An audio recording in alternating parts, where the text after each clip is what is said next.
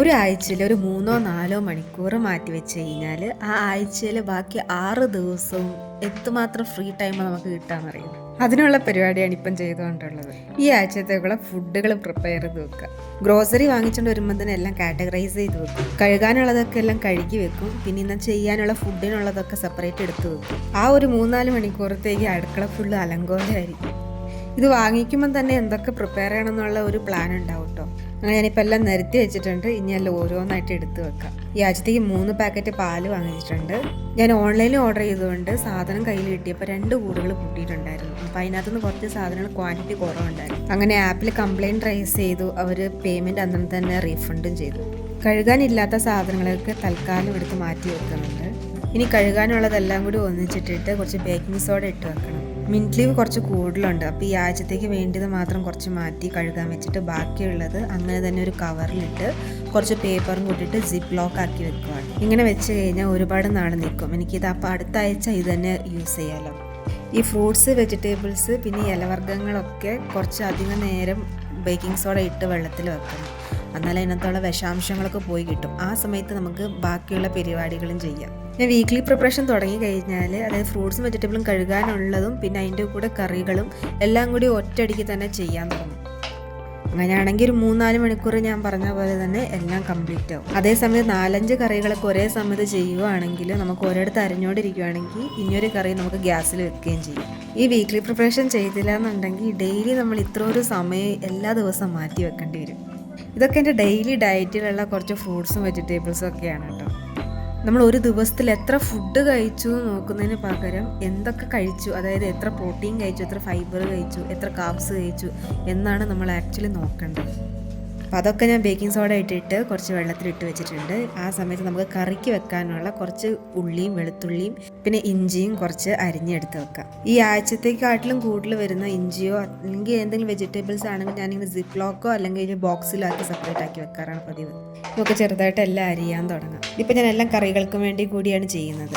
വെളുത്തുള്ളി ഇങ്ങനെ സെപ്പറേറ്റ് ആക്കി എടുക്കുന്നതിന് പകരം നമ്മളിങ്ങനെ ജസ്റ്റ് ഒന്ന് പ്രസ് ചെയ്ത് കൊടുത്തു കഴിഞ്ഞാൽ തൊലിയൊക്കെ പൊളിക്കാൻ എളുപ്പമായിരിക്കും. നമ്മളിപ്പോൾ ഇത് തന്നെ ചിന്തിച്ചാൽ മതി. ഇപ്പം ഡെയിലി നമ്മൾ കറി വെക്കുകയെന്നുണ്ടെങ്കിൽ ഈ വെളുത്തുള്ളി എന്നും എടുക്കണം, പൊളിക്കണം. അതുപോലെ ഉള്ളിയും ഇഞ്ചി എന്തുവാണെങ്കിലും ഇപ്പോൾ എല്ലാ ദിവസത്തേക്കുള്ള 3-4 ദിവസത്തേക്ക് ചെയ്ത് വെക്കുന്നത് കൊണ്ട് എല്ലാ ദിവസത്തേക്കും കൂടി ഉള്ളത് ഒന്നിച്ച് ചെയ്താൽ മതി.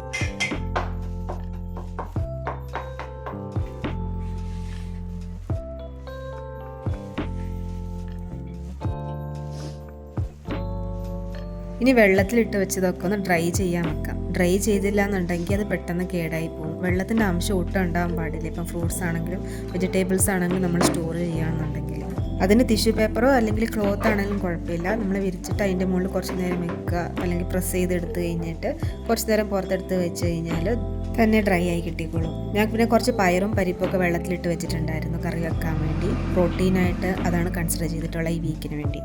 പിന്നെ നമ്മളിങ്ങനെ എടുത്തു വെക്കുന്നതും കൊണ്ട് വേറൊരു ഉപകാരം എന്താണെന്ന് വെച്ചാൽ നമുക്ക് നേരത്തെ ഒരു നല്ലൊരു പ്ലാൻ ഉണ്ടാവും ഈ ആഴ്ച ഞാൻ എന്തൊക്കെ കഴിക്കും എന്നുള്ളത്.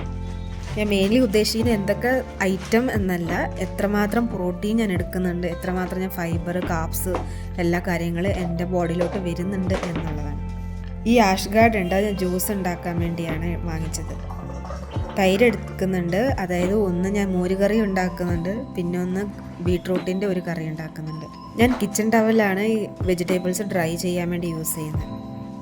ഇതിപ്പം ഉപയോഗിച്ചിട്ട് അന്നേരം കളയില്ല, അത് ബെറ്റായാലും ഞാനത് എടുത്ത് വെക്കാറുണ്ട്. വേണമെങ്കിൽ വേറെ കാര്യങ്ങൾക്ക് ഞാൻ റീയൂസ് ചെയ്യാറുണ്ട്.